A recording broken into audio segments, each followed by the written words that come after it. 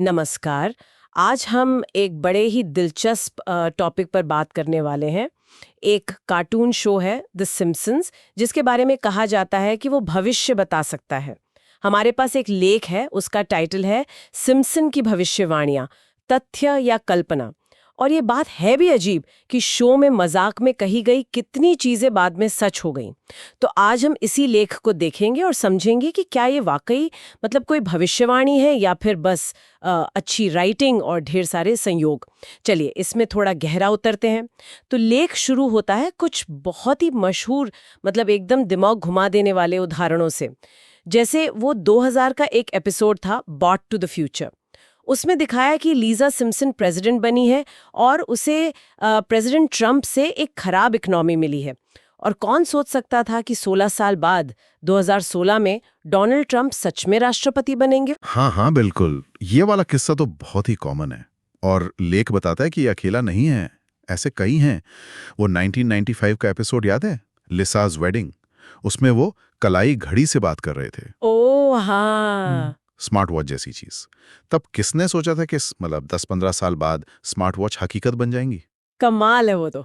और उसी एपिसोड में वीडियो कॉलिंग भी थी। आज तो देखिए स्काइप, जूम, ये सब कितना आम है। लेकिन मुझे जो बात सबसे ज्यादा चौंकाती है वो 1998 वाला एपिसोड है, when you dish upon a star. उसमें 20th सेंचुरी फॉक्स का एक साइन बोर्ड था जिसपे लिखा था वॉल्ट डिज्नी कंपनी का एक डिवीजन। हाँ हाँ। और फिर 2019 में डिज्नी ने सच में फॉक्स को खरीद लिया। ये कैसे? यहीं पर लेख थोड़ा से खोलता है। देखिए, ये कोई जादू टोना या भविष्यवाणी टाइप चीज नहीं है। इसके पीछे ना कुछ ज्यादा प्रैक्टिकल कारण है, लेख में समझाया गया है। अच्छा, क्या कारण है? सिर्फ किस्मत तो नहीं हो सकती ना?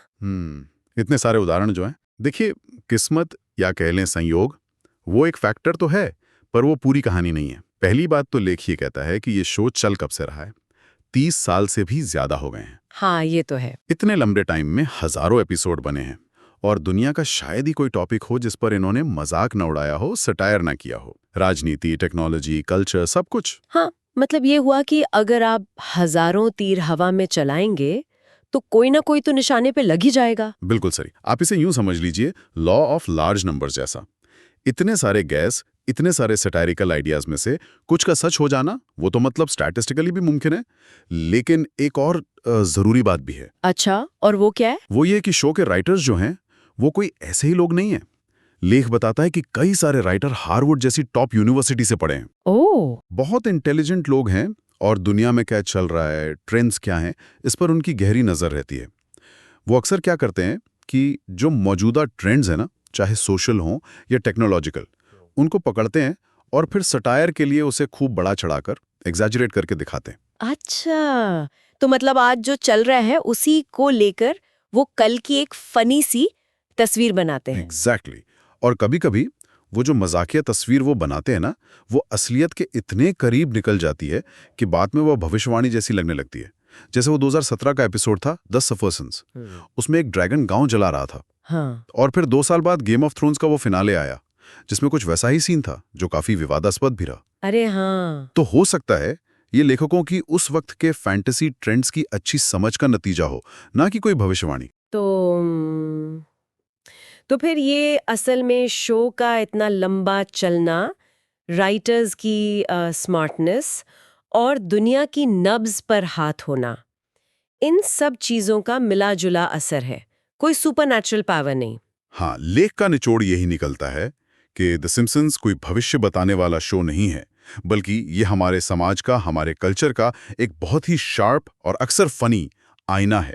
ये उन चीजों को भांप लेता है, उन संभावनाओं को जो शायद आने वाले कल में छुपी हों। और कभी-कभी वो अंदाजा बिल्कुल सही बैठ जाता है। तो इसका मतलब ये हुआ कि शो असल में हमें भविष्य नहीं दिखा रहा, वो तो हमारे आज को ही इतनी अच्छी तरह से समझ रहा है कि उसकी कुछ कल्पनाएं हमें फ्यूचर जैसी लगने लगती हैं। दिलचस्प। ये सोचने वाली बात है वाकई कि अगर 30 साल पहले किया गया सटायर हमें आज की झलक दिखा सकता है, तो आज जो सटायर बन रहा है, जो एनालिसिस हो रहा है, वो हमें आने वाले कल के बारे में क्या इशारे दे रहा होगा। शायद हमें थोड़ा ध्यान देना चाहिए।